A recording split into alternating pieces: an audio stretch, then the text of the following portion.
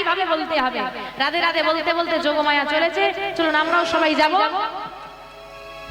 রাধে রাধে রাধে রাধে রাধে রাধে বল, রাধে রাধে রাধে রাধে রাধে রাধে বল, রাধে রাধে উলু ধরি উলু ধরি, রাধে রাধে রাধে রাধে রাধে রাধে রাধে বল, রাধে রাধে রাধে রাধে রাধে রাধে বল, রাধে রাধে রাধে রাধে রাধে রাধে রাধে রাধে রাধে রাধে রাধে রাধে রাধে রাধে রাধে রাধে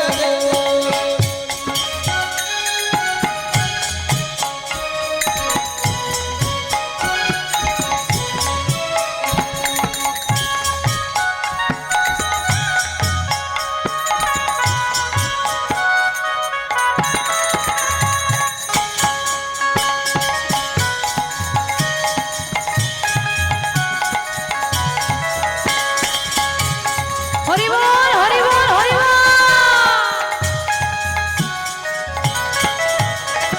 রাধে রাধে বল মন রাধে রাধে বল, রাধে রাধে বলো মনো রাধে রাধে বল, রাধে রাধে বল মন রাধে রাধে বল।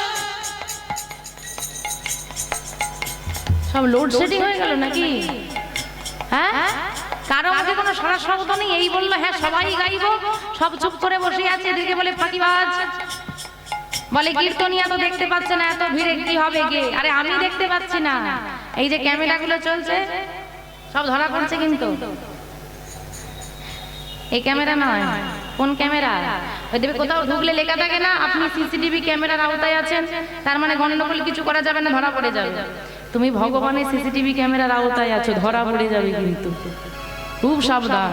দেখি মায়েরা হাতগুলো তোলো তো, রাধে রাধে বলো মন রাধে রাধে বল, রাধে রাধে বলো মনো রাধে রাধে বল, রাধে রাধে বলো মন রাধে রাধে বল, রাধে রাধে বলো মনো রাধে রাধে বল, রাধে রাধে রাধে রাধে রাধে রাধে রাধে বল, উলু ধরি নাই গৌর হরি হরি বল। রাধে রাধে রাধে রাধে রাধে রাধে বল, রাধে রাধে রাধে রাধে রাধে রাধে বল, রাধে রাধে রাধে রাধে রাধে বল, রাধে রাধে রাধে রাধে রাধে রাধে বল, রাধে রাধে রাধে রাধে রাধে রাধে বল। রাধা নাম গাইতে গাইতে যেই না যোগমায়া যাচ্ছে, বিহারীকে ডেকে বলছে দাদা ওই দেখো আমাদের প্রতিবেশী মা যায়, তার সঙ্গে চলে যাও। বুদ্ধি দেখেছে, একা যেতে দেবে না বলেছে। বিহারী বলছে ঠিক আছে যা, অসুবিধে নেই, গলার গজমতির হার হাতের বালাটা খুলে দিয়ে যাবে। এই আবার গয়নাগাটি ধরে টান মেরেছে, দেখেছে? না খুলবো না, ঠিক আছে খুলতে হবে না, বস আমার সঙ্গে যাবি। হয় গয়না খুলে দে তাহলে যা, আর যদি না খুলিস তাহলে বস আমার সঙ্গে যাবি। হ্যাঁ গো মা, কোনটা করলে ভালো হয়? জলে কুমিরা ডাঙায় বাঘ, দুদিকেই ভগবানের বিপদ হয়ে গেছে, এবার কে বাঁচাবে? আর বাঁচানোর কোনো উপায় নেই। তাই কি করেছে মা, নিরুপায় হয়ে ভগবান তার গলার গজমতির হার খুলে বিহারীর হাতে দিয়ে বালাখানা দিয়ে চলে এলেন। বিহারীকে দিয়ে ভগবান চলে তো এলো, কিন্তু বিহারীর মন মানলো না। ভাই যদি না বাড়ি পৌঁছায়, তাই বিহারীও বিলম্ব না করে ঘরে ফিরে এসেছে। তাড়াতাড়ি বিহারী ঘরে ফিরে এসেছে, এটা দেখে সেবাই ঠাকুর মনে মনে চিন্তা করলেন, ইস প্রসাদটা পাঠানো হয়নি, তাই বুঝি বিহারী তাড়াতাড়ি চলে এসেছে। তাহলে থাক, মন্দিরটা আমি পরে খুলবো, আগে বিহারীকে একটু প্রসাদ আগে দিয়ে দিই। এই বলে যেই না বিহারীর কাছে এসেছে, বিহারী বলছে বাবা ভাই বাড়ি ফিরেছে। ভাই বাড়ি ফিরেছে মানে? তোর ভাই তো বাড়িতেই আছে। না না না, ভাই তো সারা দুপুর আমার কাছে ছিল, আমাকে প্রসাদ দিতে গিয়ে আমার কাছে ছিল, তাই ভাই কি বাড়ি ফিরেছে? তোর কি মাথা খারাপ হয়ে গেছে বিহারী? তোর ভাই সারা দুপুর আমার সঙ্গে ছিল। কই না তো, ভাই তো সারা দুপুর আমার সঙ্গে ছিল। আবার তুই তর্ক করবি বিহারী? মিথ্যে বলিস না, সারা দুপুর তোর ভাই আমার সঙ্গে ভক্তদেরকে প্রসাদ দিচ্ছিল। না না, ভাই তো আমাকে প্রসাদ দিতে মাঠে গিয়েছিল। আবার তর্ক করে, বলছি তোর ভাই আমার সঙ্গে ছিল। বলছি বাবা ভাই আমার সঙ্গে ছিল। কি প্রমাণ আছে ভাই তোর কাছে গিয়েছিল? এই দেখো ভাইয়ের গলার হার আর হাতের বালা, নিতাই গৌর হরি হরি বল।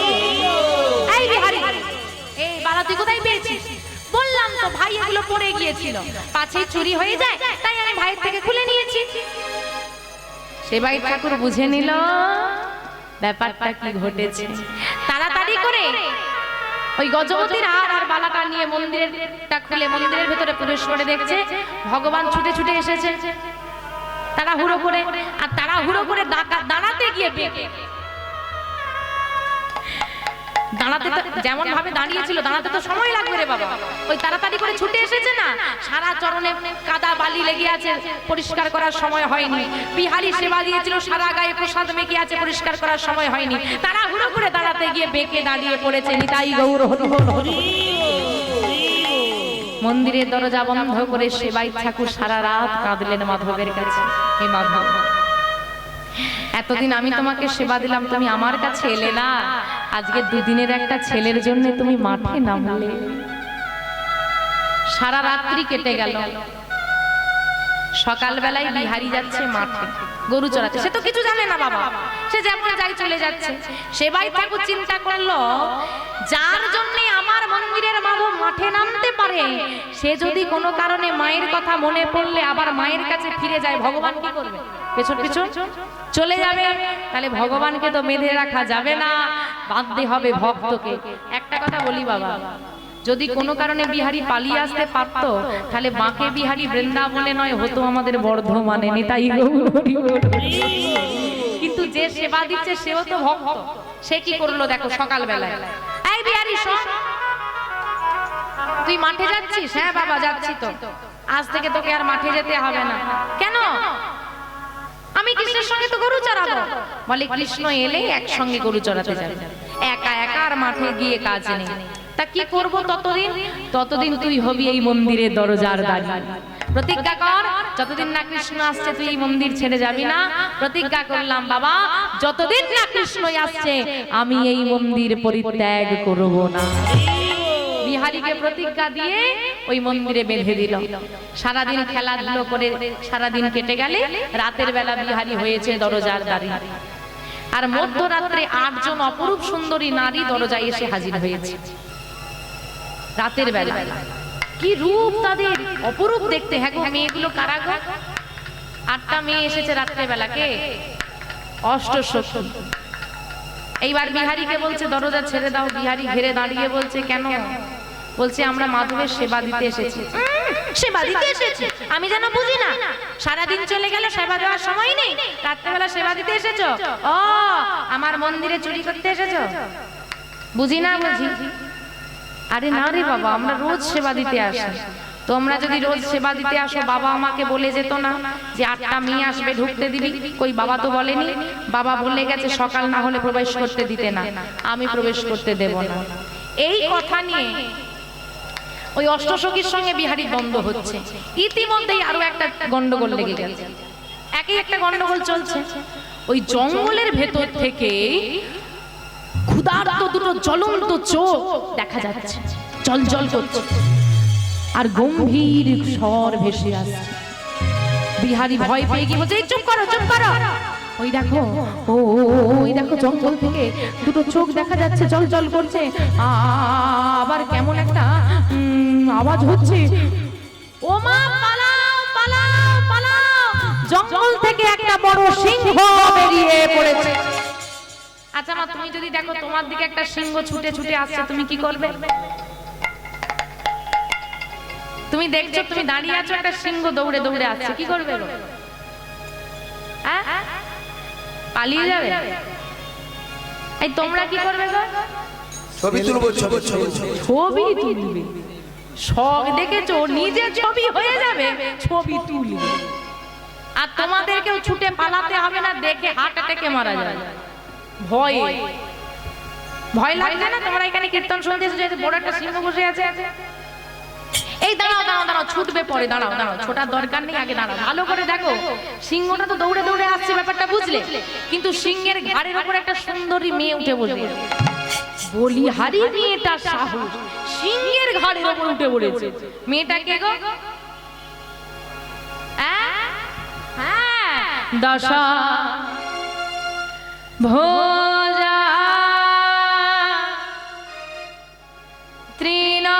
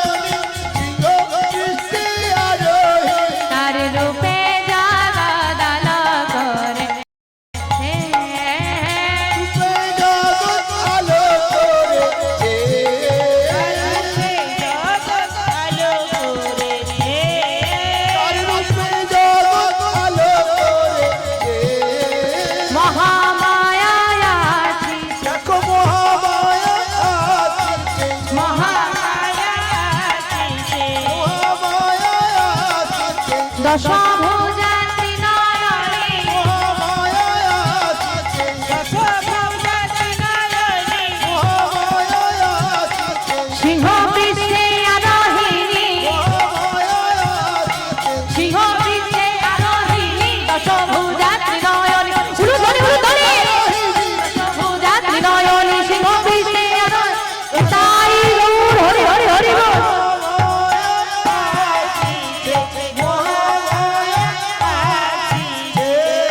দশভুজা ত্রিনয়নী আত্মা শক্তি স্বরূপিণী জগজ্জননী মা মহামায়া আসিছে। মহামায়া এসে দাঁড়ালে বিহারী তাকে দেখে এতটুকু ভয় না পেয়ে জিজ্ঞেস করলো, তুমি কি বৃন্দাবনে থাকো? এই যে ও মেয়ে, তুমি কি বৃন্দাবনে থাকো? কোনদিন তো তোমাকে সিংহ নিয়ে ঘুরতে দেখিনি, আজকে সিংহ নিয়ে বেরিয়েছো কেন রাতের বেলা? যোগমায়া তো বিহারীকে চেনে আগে থেকে, বিহারী কেমন জানে, আগেও দেখা হয়েছে। অশ্বশুরকে জিজ্ঞেস করলো, কি ব্যাপার তোমরা বাইরে কেন? যোগমায়া তুমি পথ দেখাও, বিহারী আমাদেরকে ভেতরে যেতে দিচ্ছে না। আপনারা বলবেন কৃষ্ণ লীলা হচ্ছে, যোগমায়া কেন এলো? তাই তো, এটা প্রশ্ন তো। এখনো পর্যন্ত বৃন্দাবনে যে লীলা হয় জানেন, বৃন্দাবনে সচল লীলা হয়। আর রাসলীলার দরজা দাঁড়ি হচ্ছেন স্বয়ং মা যোগমায়া। যোগমায়া না থাকলে লীলা হয় না, যোগমায়া দাঁড়ি হয় তবে গিয়ে লীলা হয়, দরজায় দাঁড়ি থাকে। যোগমায়া লীলা করে কায়া আচ্ছা দিয়া, এখনো রাসলীলা হয়। কায়া আচ্ছাদন মানে একটা পর্দা দিয়ে দেওয়া হয়, অদৃশ্য পর্দা, যাতে কি হবে, সব হবে তুমি দেখতে পাবে না। মহামায়া আচ্ছাদন করে রাখতে বলেই বৃন্দাবনের লীলা কারো দৃষ্টিগোচর হয় না। যার প্রতি মহামায়ার কৃপা হয়, মহামায়া তাকে দেখতে দেয়। দেখো লীলা হচ্ছে, ওই পর্দা সরিয়ে তাকে দেখতে দেয়। মহামায়া আছে বলেই এখনো গুপ্ত লীলা হয়। তা মহামায়া এসেছে, সে দাঁড়িয়ে হবে তবে তো লীলা হবে মন্দিরে। মহামায়াকে বললো প্রবেশ করতে দিচ্ছে না, তুমি উপায় বলো। যোগমায়া অন্তরে জানিয়ে দিলেন ভগবানকে কি হবে উপায়, কি হবে সেবা হবে। ভেতর থেকে ভগবান সাড়া দিলেন, তুমি মন্দিরের দরজাটা খুলতে বলো। দরজা খুলে দিলে আজকে আমি প্রকাশ্যে লীলা করব। যোগমায়া আজকে লীলা বিহারী দর্শন করবে। নির্দেশ হয়ে গেল। যোগমায়া বলল, ঠিক আছে, এই যে ছেলে, যাও যাও বিহারী, তুমি গিয়ে দরজাটা খোলো। ভেতরে তুমি যাকে দেখতে পাবে তার অনুমতি হলে আমরা প্রবেশ করব, না হলে আমরা ফিরে যাব। যোগমায়ার কথা শুনে শান্ত হয়ে বিহারী ধীরে ধীরে গিয়ে ওই মাধবের মন্দিরের দরজাটা খুলে দিল। আর যেই না দরজা খুলে দিল, কোটি সূর্য সমপ্রভা বিহারীর চোখটাকে ঝাপসা করে দিল। আর বিহারী সে অপূর্ব জ্যোতিতে দেখলো একটা কালো ছেলে, মুখে হাসি আর হাতে বাঁশি নিয়ে দাঁড়িয়ে আছে। আরে আরে আরে, আমি চিনতে ভুল করিনি, এ তো সেই ছেলেটা গো যে আমাকে দই দিতে এসেছিল, যার নাম ছিল নন্দদোলাল। সে এখন দইয়ের ভাঁড় ছেড়ে দিয়ে হাতে বাঁশি নিয়েছে। আর বাঁশি নিয়ে কি করছে জানো? নাচে তাথই, নাচে তাথই তাথই নাচে আমার নন্দদোলাল।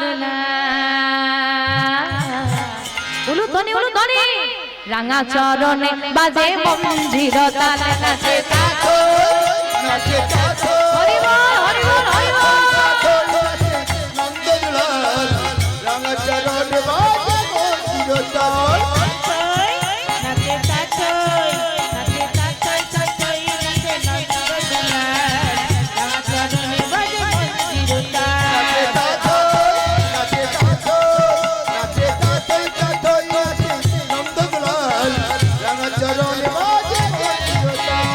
ত্রিভঙ্গ বরারি হয়ে শিরাধারে বাবে লইয়ে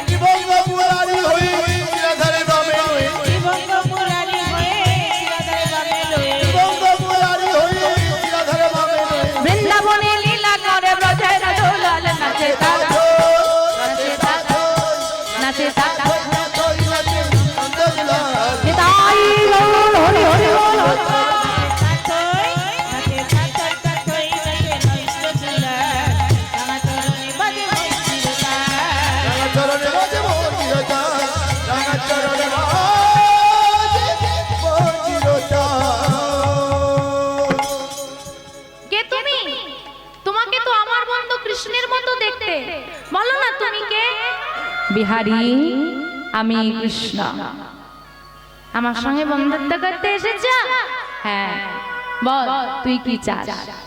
দেখো বাবু, পরিষ্কার কথা, আমি কিন্তু ওই মুখে মিষ্টি মিষ্টি কথা আর মনে মনে রাগ ওসব পারি না। আমি যা বলবো তোমাকে পরিষ্কার বলবো, তাতে যদি তোমার আমার সঙ্গে বন্ধুত্ব করতে ইচ্ছা হয় করো, আর না হলে কিন্তু চলে যাও, অসুবিধা নেই। কিন্তু মনে রাগ নিয়ে আমি থাকতে পারি না। কি হয়েছে? কি হয়েছে মানে জিজ্ঞেস করছো আবার কি হয়েছে? তা বলি হারি, আমি এত দূর থেকে কষ্ট করে এসেছি কি বিনে পয়সায় খাটবো বলে? এতদিন গরু চড়িয়েছে, মাইনে দিয়েছে, আমি সেখানে ওই কটা গরু চড়াতাম, কত মাইনে দিত। আর তোমার এখানে এসে এতদিন গরু চড়িয়ে নিলাম, মাইনে দিল না আমাকে? মাইনে দিয়েছে, গরু চড়িয়েছে এতদিন, মাইনেটা আগে দাও দেখি, তারপর বন্ধুত্ব করবো। ঘর কি মাইনে চাস? ওই যে মাকে কথা দিয়ে এসেছি, তোমার সঙ্গে বন্ধুত্ব হয়ে গেলে আমার মায়ের অভাবটা আমি মিটিয়ে দেব, আমার মায়ের অভাবটা মিটিয়ে দাও। বেশ, অভাব মিটিয়ে দেব। হ্যাঁ গো মা, অভাব মানে কি? এতক্ষণ তো লীলা শুনে নিলে, অভাব মানে কি? তোমাদের কারো বাড়িতে অভাব নেই তো? না না না, আদৌ ও মা, বাড়িতে অভাব আছে? কার বাড়িতে অভাব আছে হাত তুলে দেখি। এখন অভাব আছে? কারোর বাড়িতে নেই। আর আমি যদি অভাব শব্দটাকে ভেঙে দিই, সবার হাত উঠে যাবে। ভাব, ভাব, গোবিন্দের প্রতি ভাবের বড় অভাব নেই, তাই গৌর হরি বল, হরি বল। আছে নাকি গোবিন্দের প্রতি ভাব? বড় বাড়ি হয়েছে, ছাদ হয়েছে, ঘরে পাথর বসেছে, এসি বসেছে, হ্যাঁ, সুন্দর পালঙ্ক হয়েছে, শুধু ঠাকুর ঘরে ঢুকে দেখবে ডিব্বার মধ্যে নকুনদানাকে নকুনদানাই রয়ে গেছে, ওইখানেই অভাব ঢুকে বসে আছে। গোবিন্দের প্রতি ভাবের বড় অভাব গো। মায়ের অভাব মিটিয়ে দিলেন গোবিন্দ। বল তুই কি চাস? আমি কিচ্ছু চাই না, আমি তোকে কিছু দিতে চাই, বল কি নিবি? যদি দিতেই কিছু হয়, এই আশীর্বাদ করো, ইহ জগতে সবাই তোমার 24 জন সখার কথা জানে, 24 জন সখা ব্যতীত আমিও যে তোমার একজন বন্ধু, সেটাও যেন জগৎবাসী জানে। তুমি যেন তোমার এই হতভাগা বন্ধুকে ভুলে যেও না। যদি কিছু দেওয়ার থাকে তুমি আমার হয়ে যাও, আমাকে তোমার করে নাও। গোবিন্দ বললেন, বেশ, আজ থেকে এই বৃন্দাবনে 24 জন সখা ব্যতীত আমার আরো একজন সখা আছে, যে আমাকে প্রাণ দিয়ে ভালোবাসে, এই বিহারী। বিহারী আমার প্রাণে থাকবে, বিহারী আমাতে, আমি বিহারীতে থাকবো। আজ থেকে এই বাঁকে, বাঁকে মানে ওই যে বাঁকা হয়ে দাঁড়িয়ে পড়েছিল না, ওই বাঁকা হয়েই দাঁড়িয়ে আছে। বাঁকে মানে বাঁকা, এই বাঁকে আর এই বিহারী, আমরা দুজন এক হয়ে যাব। আর দুজন এক হয়ে গিয়ে আজ হতে আবার নাম হবে বাঁকে বিহারী লাল। বলিয়ে বাঁকে বিহারী লাল কি, বাঁকে বিহারী লাল কি, বলিয়ে বাঁকে বিহারী লাল কি। ভগবান এসে ভক্তকে আলিঙ্গন করলেন। তাই বাবা, যদি আপনারা বৃন্দাবনে যান, যখন ওই বিগ্রহটা আপনারা দর্শন করেন, বাঁকে বিহারীর বিগ্রহ, ওটা বাঁকে তার মানে ভগবান, আবার বিহারী মানে আপনার পশ্চিম বাংলার ছেলে, দুজনের মিলিত বিগ্রহ হচ্ছে বাঁকে বিহারীর বিগ্রহ। ওই বিগ্রহের মধ্যে বিহারী আছে, ভক্ত ভগবান একই বিগ্রহের মধ্যে আছে। তাই ভগবান ওই বাঁকে বিহারী এত দয়াল, যাতে বিহারীর ডাকে সাড়া দিয়ে যেমন ভগবান চলে গিয়েছিল মন্দির ছেড়ে, যাতে আর কোনোদিন বেরোতে না পারে, তাই সেই দিন থেকে মন্দিরে পলক দর্শন হয়। এখনো চলে যাবেন, একটা পর্দা যায় চলে আসে, তার ফাঁকে আপনাকে দর্শন করতে হবে। এখনো বৃন্দাবনের সেই দর্শন চলছে। আসুন আজকে সেই ভক্তকে ভগবান আলিঙ্গন করলেন, সেই ভক্ত ভগবানের মিলন আমরা দর্শন করি। আজ ভক্ত ভগবানের মিলন হইল, ভগবানের মিলন হইল, ভক্ত আর ভগবানের মিলন হইল, আজ ভগবানের মিলন হইল, আজ ভক্তগণ